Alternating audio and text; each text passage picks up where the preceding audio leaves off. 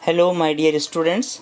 Last class में अपन ने इलेक्ट्रोकन्वल्सिव थेरेपी के बारे में बात करी थी, जिसमें आप लोगों को मैंने इंट्रोडक्शन, डेफिनेशंस, कुछ स्पेसिफिक पैरामीटर्स जो अमेरिकन साइकेट्रिक एसोसिएशन के द्वारा दिए गए थे, उसके अलावा इलेक्ट्रोकन्वल्सिव थेरेपी में होने वाली मैकेनिज्म ऑफ एक्शन, इसके इंडिकेशंस, कॉन्ट्राइंडिकेशंस, इसके साइड इफ़ेक्ट्स और इलेक्ट्रोकन्वल्सिव थेरेपी प्रोवाइड करने वाली ईसीटी टीम के बारे में आपको इन्फॉर्मेशन दी थी। आज नेक्स्ट क्लास में अपन बात करेंगे role of nurse in electroconvulsive therapy. जो पेशेंट को इलेक्ट्रोकन्वल्सिव थेरेपी प्रोवाइड करवाई जाती है, उस इलेक्ट्रोकन्वल्सिव थेरेपी में एज ए नर्स आपका क्या रोल रहता है, उसके बारे में अपन बात करेंगे। ठीक है स्टूडेंट्स, फर्स्ट वन मैं आपको बता दूं, जब एज ए नर्स आप ईसीटी डिपार्टमेंट में काम करते हैं तो इलेक्ट्रोकन्वल्सिव थेरेपी डिपार्टमेंट में काम करने से पहले आपको बता दूं कि आपका जो रोल होता है वो 3 पार्ट्स में डिवाइडेड होता है। एज ए नर्स अगर आप ईसीटी डिपार्टमेंट में काम करते हैं तो इनमें आप 3 तरीके से 3 पार्ट्स में अपना रोल परफॉर्म करेंगे। एज ए नर्स अगर आप बिफोर ईसीटी, आपका role of nurse as a बहुत डिफरेंट होगा, लेकिन अगर ड्यूरिंग ईसीटी, अगर आप ईसीटी प्रोवाइड करवा रहे हैं उस टाइम आपका क्या रोल होगा, और जब पेशेंट को ईसीटी प्रोवाइड करवा दी तो उस टाइम एज ए नर्स आपका क्या रोल होगा।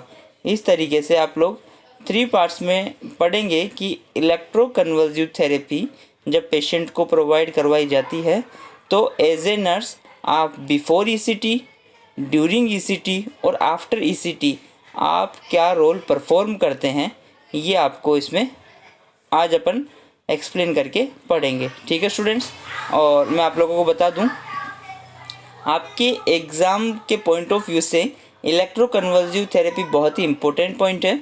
ये आपको शॉर्ट नोट्स और लॉन्ग नोट्स दोनों में पूछा जा सकता है। मीन्स ये 5 मार्क्स का भी पूछा जाता है तो ये 15 मार्क्स का भी पूछा जाता है। तो इस टॉपिक को अच्छे से आप तैयार कर ले दोनों क्लासों को। फर्स्ट और क्लास मैंने आपको बता दिया है, इंट्रोडक्शन दे दिया है फर्स्ट क्लास के बारे में।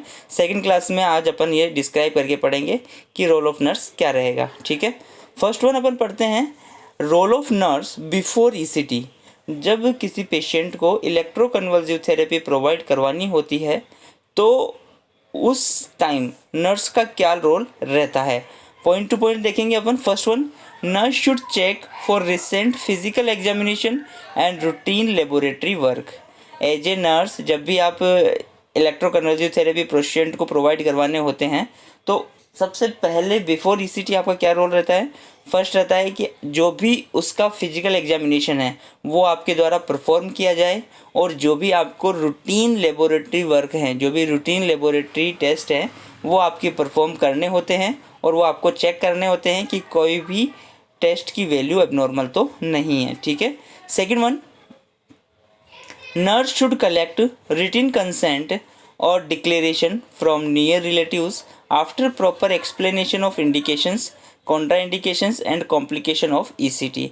एज ए नर्स आपको जो रिटन कंसेंट अपन पेशेंट से लेते हैं और आपको उसको डिक्लेरेशन भी लेना होता है कि वो किस लिए, क्योंकि आपको इलेक्ट्रोकन्वल्सिव थेरेपी जो आप ईसीटी पेशेंट को प्रोवाइड करवाते हैं उससे पहले आपको क्या होता है, उससे पहले आपको पेशेंट को या फिर पेशेंट के रिलेटिव्स को या फिर दोनों को आपको जो भी इसके इंडिकेशंस, किस कंडीशन में ये दिया जाता है, इसके क्या कॉन्ट्रा इंडिकेशंस हैं, किन कंडीशन में इनको नहीं दिया जाता है, और क्या क्या कॉम्प्लिकेशंस पेशेंट को हो सकती है, इन सारी चीज़ों का इन्फॉर्मेशन आप रिलेटिव्स को और पेशेंट को एक्सप्लेन करते हो और उनसे कंसेंट और डिक्लेरेशन लेते हो कि हाँ हमें इस बारे में सारा एक्सप्लेनेशन दे दिया गया है कि इस प्रोसीजर का क्या रूल्स हैं और इसके क्या इंडिकेशंस हैं, क्या कॉन्ट्रा इंडिकेशंस हैं, और मेरे पेशेंट में क्या कॉम्प्लिकेशन हो सकते हैं। ठीक है स्टूडेंट्स, नेक्स्ट वन देखिए, before ECT involve the family in therapy as much as possible to reduce anxiety. अगर इलेक्ट्रोकन्वल्सिव थेरेपी आप पेशेंट को प्रोवाइड करवाने जा रहे हैं तो आप कोशिश कीजिए कि जो पेशेंट के फैमिली मेम्बर्स हैं वो भी इस थेरेपी में इन्वॉल्व रहें। जितना ज़्यादा हो आप कोशिश कीजिए कि फैमिली मेम्बर्स क्या हैं उस थेरेपी में, जो इलेक्ट्रोकन्वल्सिव थेरेपी में एज ए सपोर्टिव मेंबर की तरह आपके पास इन्वॉल्व रहे। इससे क्या होगा, उससे पेशेंट में एंजाइटी लेवल डिक्रीज़ होगा। ठीक है, नेक्स्ट वन देखिए, communicate positive feeling about the procedure to the family and patient. जो पॉजिटिव फीलिंग है और प्रोसीजर के बारे में उसको आप पेशेंट को और पेशेंट के साथ उसके फैमिली मेम्बर्स को आप लोगों को कम्युनिकेट करनी है, ठीक है। नेक्स्ट वन देखिए, the patient should be given nothing और अर्ली बिफोर ट्रीटमेंट। आप लोगों को ध्यान रखना है बिफोर ईसीटी, अगर आप किसी पेशेंट को इलेक्ट्रोकन्वर्जिव थेरेपी प्रोवाइड करवाने जा रहे हो तो आप लोगों को क्या करना है, आप लोगों को उसको एनबीएम रखना है। और जो इलेक्ट्रोकन्वर्जिव थेरेपी वाले पेशेंट होते हैं उनको 5 to 6 आवर्स के लिए मेनली क्या है, एनबीएम रखा जाता है, मतलब उसको ओरली कुछ भी नहीं दिया जाता है, ठीक है। Next one, remove artificial dentures. जो टीथ होते हैं, टूथ होते हैं, आर्टिफिशियल डेंचर्स होते हैं, उनको क्या कर दिया जाता है, रिमूव कर दिया जाता है। क्यों? क्योंकि जब आप पेशेंट को इलेक्ट्रोकन्वर्जिव थेरेपी प्रोवाइड करवाओगे तो क्या होगा, उससे टॉनिक क्लोनिक फेज होगी, पेशेंट में क्या होगा, उसमें ग्रांड सीजर प्रोड्यूस होंगे और उससे क्या होगा, टॉनिक क्लोनिक फेज उसमें प्रोड्यूस होगी और उससे मे बी पॉसिबल कि उसके जो डेंचर्स हैं वो क्या हो जाते हैं, रिमूव हो जाते हैं। तो आप कोशिश, इसमें क्या होता है, जो आर्टिफिशियल डेंचर्स होते हैं वो बिफोर ईसीटी क्या कर दिए जाते हैं, रिमूव कर दिए जाते हैं, ठीक है यहाँ तक। नेक्स्ट वन देखिए, remove metallic articles from his body. उसकी बॉडी से क्या होते हैं, जो भी आर्टिकल्स होते हैं वो उसके रिमूव कर दिए जाते हैं ताकि कोई कॉम्प्लिकेशन प्रोड्यूस नहीं हो, ठीक है यहाँ तक। नेक्स्ट वन देखिए, discourage cigarette smoking before procedure because it increase pulmonary secretions. आपको जो पेशेंट इलेक्ट्रोकन्वल्सिव थेरेपी के लिए लेके जाना है या जिसकी ईसीटी होनी है, आप उस पेशेंट को एडवाइस करें, उसको डिस्करेज करें कि आपको सिगरेट स्मोकिंग नहीं करनी है। और इसका मेन रीज़न क्या होता है, क्योंकि जो पेशेंट्स ईसीटी लेने वाला होता है और अगर वो स्मोकिंग करता है तो क्या होता है, उसमें जो पल्मोनरी सिक्रीशंस होते हैं वो इंक्रीज हो जाते हैं। और जब भी पेशेंट में पल्मोनरी सिक्रीशंस इंक्रीज होते हैं तो जब आप पेशेंट को क्या करोगे, इलेक्ट्रोकन्वल्सिव थेरेपी प्रोवाइड करोगे तो उन सिक्रीशंस की वजह से क्या होगा, पेशेंट के एस्पायरेट करने के जो चांसेस हैं वो क्या हो जाते हैं, इंक्रीज हो जाते हैं। इसलिए आप क्या कोशिश करोगे कि आपको पेशेंट को डिस्करेज करना है सिगरेट स्मोकिंग के लिए, ठीक है। नेक्स्ट वन देखिए, nurse should lose the tight clothes and give hospital clothes.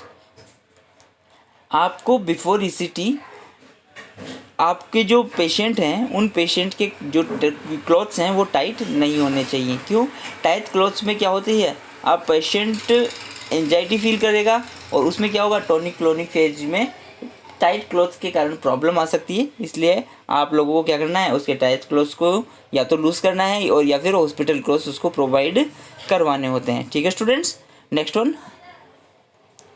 Nurse should instruct the patient to evacuate bladder and bowels before ECT.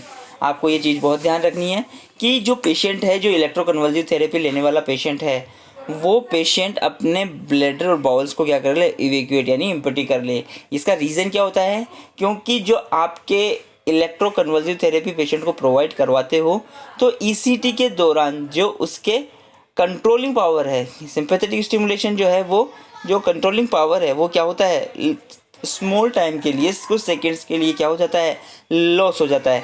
इससे क्या है, अगर पेशेंट का ब्लैडर भरा हुआ है तो वो यूरिन पास इलेक्ट्रोकन्वल्सिव थेरेपी के दौरान कर सकता है। तो इसलिए आप लोग ये प्लान करके चले कि उसका ब्लैडर और बाउल्स क्या रहे, इम्पटी हो जाए बिफोर इलेक्ट्रोकन्वल्सिव थेरेपी, ठीक है। नेक्स्ट वन आपको क्या करना है, encourage the patient to maintain his personal hygiene. आप लोगों को पेशेंट को एनकरेज करना है कि पेशेंट उसके जो पर्सनल हाइजीन है उसको मेंटेन रखे। क्यों? क्योंकि वो भी मेंटली इलनेस वाले पेशेंट्स में क्या है, इम्प्रूवमेंट करने में हेल्प करता है, ठीक है। Next one, give pre medications to the patient injection atropine. मैंने आपको बताया कि पेशेंट में जिसमें ओरली सिक्रीशंस होते हैं तो ओरली सिक्रीशंस वाले पेशेंट में क्या चांसेस रहते हैं, ओरली जो सिक्रीशंस होते हैं वो पेशेंट एस्पायरेट करने के चांसेस रहते हैं। तो एट्रोपिन एक ऐसा इंजेक्शन है जो आपके सिक्रीशंस को क्या करता है, कम करता है, बट और मेडिकेशन से जो ईसीटी की है वो ड्यूरिंग प्रोसीजर दी जाती है, लेकिन एट्रोपिन क्या है, एट्रोमिन को वर्कआउट करने में 30 मिनट्स का ड्यूरेशन लगता है। इसलिए एट्रोपिन एक ऐसा इंजेक्शन है जो क्या करते हैं, जिसको बिफोर ईसीटी प्रोवाइड करवाना होता है। तो एज ए नर्स आपको बिफोर ईसीटी क्या करना है, पेशेंट को एट्रोपिन प्रोवाइड करवाना है। Next one, make sure that oxygen suction and endotracheal intubation in functional condition. साथ ही में आपको before ECT as a nurse ये देखना है कि जो एंडोट्रेकियल इंट्यूबेशन है और जो ऑक्सीजन और सक्शन है वो फंक्शनल कंडीशन में है या नहीं है। क्यों? क्योंकि इलेक्ट्रोकन्वल्सिव थेरेपी जब आप प्रोवाइड करवा सकते हो तो पेशेंट में कोई भी कॉम्प्लिकेशन क्रिएट हो सकती है, कोई भी प्रॉब्लम हो सकती है। तो ये वो इक्विपमेंट्स हैं जो इमरजेंसी कंडीशन में पेशेंट के लिए यूज लिए जाते हैं। तो आपको एज ए नर्स ये ध्यान रखना है कि ये मटेरियल आपके पास अवेलेबल है या नहीं है। ठीक है students. Next one, nurse should a warm support attitude to reduce fear. आपको एज ए नर्स उसको सपोर्टिव एटीट्यूड रखना है, जिससे क्या होगा, उसका फियर रिड्यूस हो सके। ठीक है। सो स्टूडेंट्स, ये तो आपके रोल ऑफ नर्स हुए बिफोर प्रोसीजर। ठीक है। अब एज ए नर्स आपका ड्यूरिंग ईसीटी आपका क्या रोल रहता है उसके बारे में अपन बात करते हैं। ठीक है। उसमें आप देखिए first one, nurse should help in transfer of patient from trolley to the low level bed. क्योंकि आपको पता है कि आप लोगों ने अब तक जो केयर प्रोवाइड की वो क्या था, बिफोर ईसीटी। ठीक है। अब ड्यूरिंग ईसीटी अगर आप उसको ट्रॉली पर लेकर जा रहे हो, कहाँ पर, ईसीटी रूम में, तो ईसीटी रूम में आपको पहले तो क्या करना है, उसको लो लेवल वाले बेड पर क्या करना है, ट्रांसफ़र करना है। ताकि इससे क्या रहेगा, लो लेवल वाले बेड पर जब भी आप ईसीटी प्रोवाइड कराते हैं तो पेशेंट क्या रहता है, आपकी कंट्रोलेबल कंडीशन में रहता है। ठीक है। नेक्स्ट वन देखिए, nurse should give comfortable position to the patient and should place a small pillow under the lumbar curve. दूसरा क्या ध्यान रखना है आपको, जो आपके जो पेशेंट है उसको आपको कंफर्टेबल पोजीशन देनी है और उसके अलावा क्या करना है, एक स्मॉल पिलो जो है वो स्मॉल पिलो लंबार कर्व के नीचे रखना है। ठीक है। नेक्स्ट वन देखिए, during ECT nurse should place A well padded mouth gag और टंग डिप्रेशर इन बिटवीन द टीथ।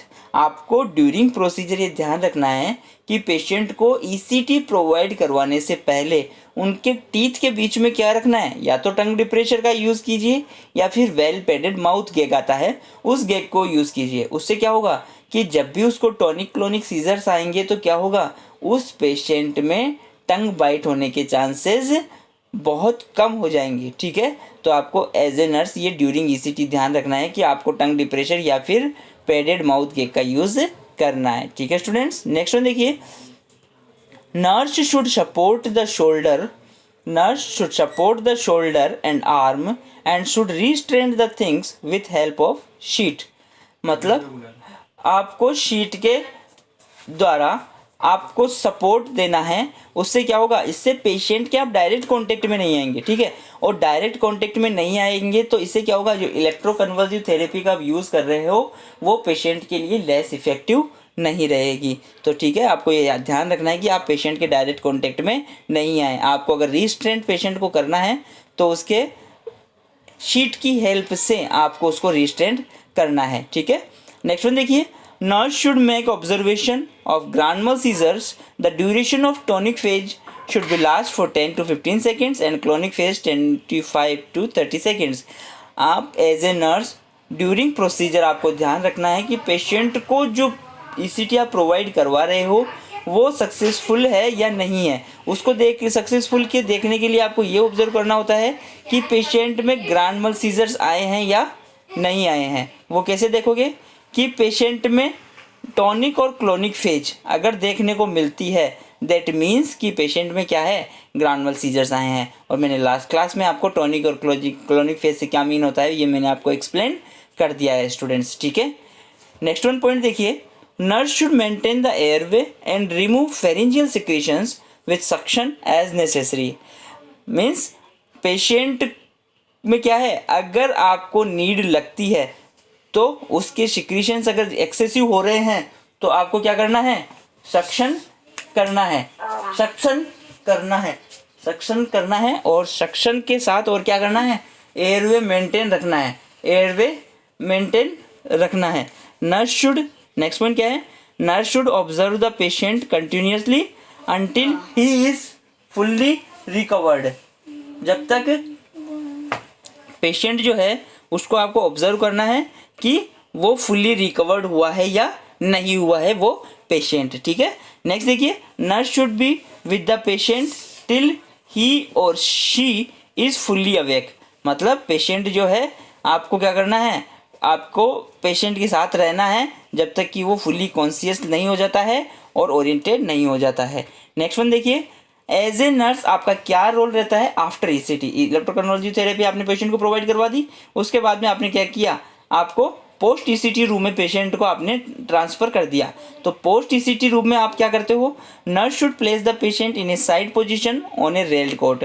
जो साइड रेलिंग्स आते हैं बेड के दोनों तरफ, उस वाले पे आपने क्या किया, पेशेंट को एक साइड लाइन पोजिशन प्रोवाइड करवा दी जाती है और साइड रेल्स को क्या कर दिया जाता है, अप कर दिया जाता है। नेक्स्ट देखिए, nurse should observe and record respiration, pulse and blood pressure of patient. Nurse क्या करती है, वो रेस्पिरेशन, पल्स और ब्लड प्रेशर को कंटिन्यूसली ऑब्जर्व करती रहती है। और वो कैसे ऑब्जर्व करती है, nurse should record pulse, respiration and blood pressure every 15 minutes. वो हर 15 मिनट्स में, एवरी 15 मिनट्स में क्या करती है, उनको ऑब्जर्व करती है।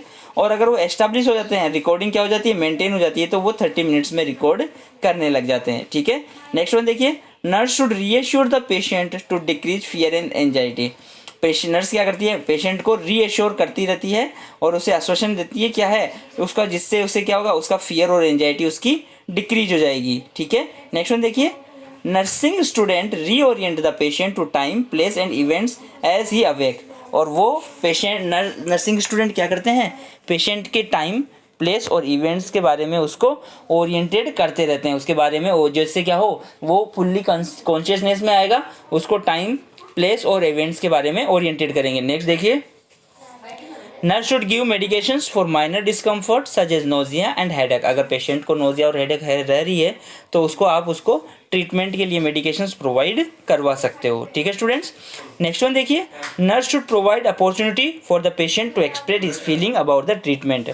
और आप पेशेंट को अपॉर्चुनिटी दोगे कि वो अपनी जो फीलिंग्स है वो ट्रीटमेंट के बारे में क्या कर सके, आप लोगों को शेयर कर सके, ठीक है। नेक्स्ट वन देखिए, nurse should make observation of any injury और complain of pen.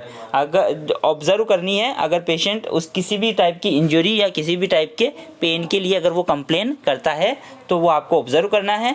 Next one, nurse should provide food और breakfast to the patient if he is not vomit. अगर वो वॉमिटिंग वगैरह नहीं कर रहा है तो आपको क्या करना है, उसको ब्रेकफास्ट प्रोवाइड करवाना है, ठीक है। Next one, nurse should allow the patient to ambulate only when he is alert और एबल टू एम्बुलेट। अगर वो वॉकिंग के लिए, एम्बुलेट के लिए एबल है तो आपको, अगर वो अलर्ट लगता है तो आपको उसको एम्बुलेट करवा सकते हैं। Next one, encourage the patient to carry on his daily activities as already plan. और आपको ये कोशिश करनी है कि जो पेशेंट की डेली एक्टिविटीज़ जो वो ऑलरेडी प्लान रखता है वो उनको कैरी आउट कर सके, ठीक है स्टूडेंट्स। आज के लिए इतना ही। एज ए नर्स आपके क्या क्या रोल रहते हैं ईसीटी में, यह आप लोगों को एक्सप्लेन कर दिया है। नेक्स्ट क्लास में मिलते हैं। Thank you students.